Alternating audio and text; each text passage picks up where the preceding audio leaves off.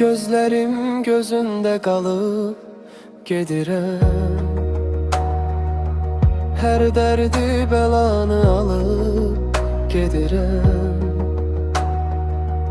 Bensiz kalsam bile unutma diye, ebedi kalbinde kalıp gedirem. Hasretin sancısı hadsiz sert olur, ayrılık acısı sonsuz dert olur. Hele doyabilmedim balamdan, ölüm beni alır, hayat pert olur. Bu kış senemensiz soyup olacak, üstünü örtmeye gelebilmerem.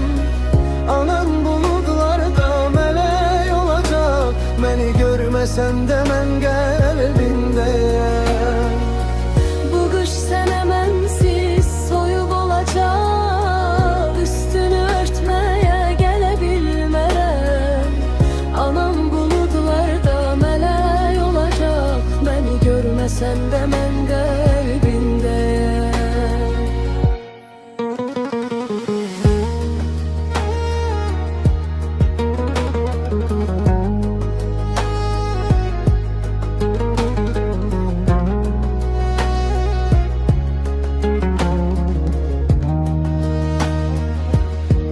Gözlerim gözünde kalıp gedirem,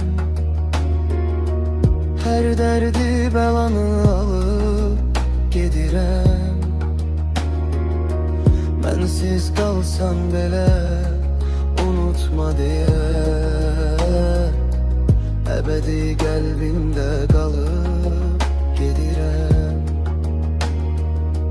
Hasretin sancısı hadsiz sert olur, ayrılık acısı sonsuz dert olur. Hele doyabilmedim balamdan, ölüm beni alır, hayat pert olur.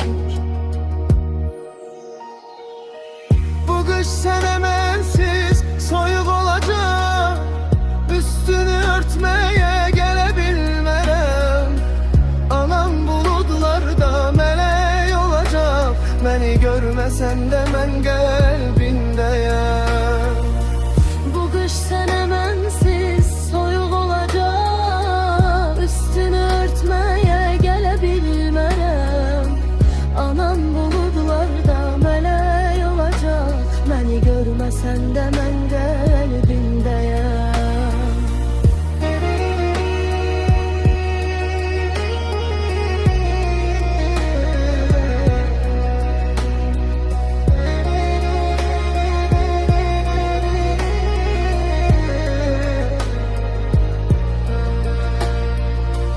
Bu kış senemensiz soyup olacak, üstünü örtmeye gelebilmem.